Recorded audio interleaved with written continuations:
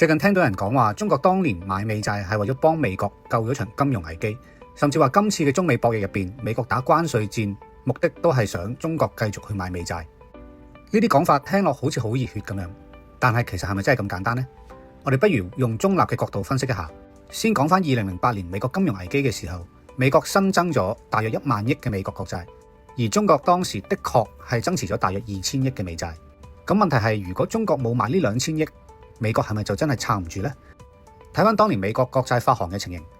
平均每次發行1蚊嘅國債就有2個半等緊去買，短債仲試過高達2.8倍，即係話根本唔缺買家，你唔買都有人爭住買，因為美國當時本身就係一個避險貨幣，美債係透過公開拍賣翻嚟，而冇人求過你去買，而且你手上持有大量美元外儲嘅時候，要揾一啲穩陣又流通性高嘅資產，咁樣買美債係自然嘅選擇。你問點解唔係買黃金？因為全世界黃金1年嘅市場規模先得4000億美元，如果你一次過擺2000億入去，咁黃金仲唔炒爆咩？央行又點會咁樣做呢？所以中國買美債唔係話出於幫邊個國家，而係基於財務穩健嘅資產配置。當時中國出口強，外匯儲備升，多咗美元就要揾地方去拍，而美債就係一個最好嘅選擇。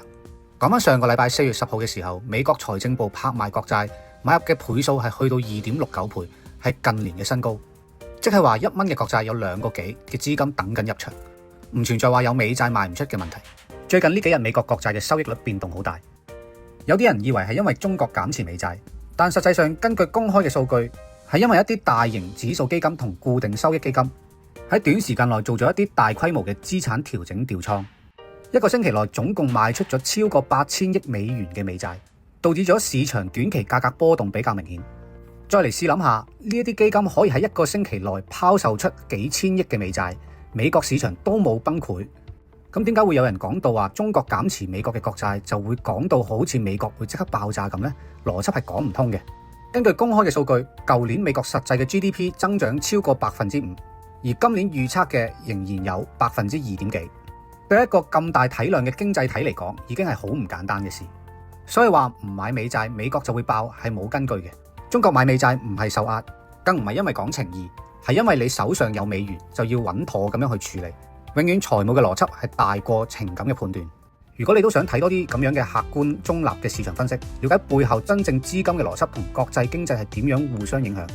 我定時會喺我嘅 Patreon 同埋群組入邊 update 一啲緊貼財經現況策略嘅部署，幫你唔再被情緒新聞咁樣帶動住，一步一步咁樣建立屬於自己嘅投資節奏。歡迎你都一齊加入我嘅 Patreon 群組，穩陣咁樣去睇市，有策略咁樣部署。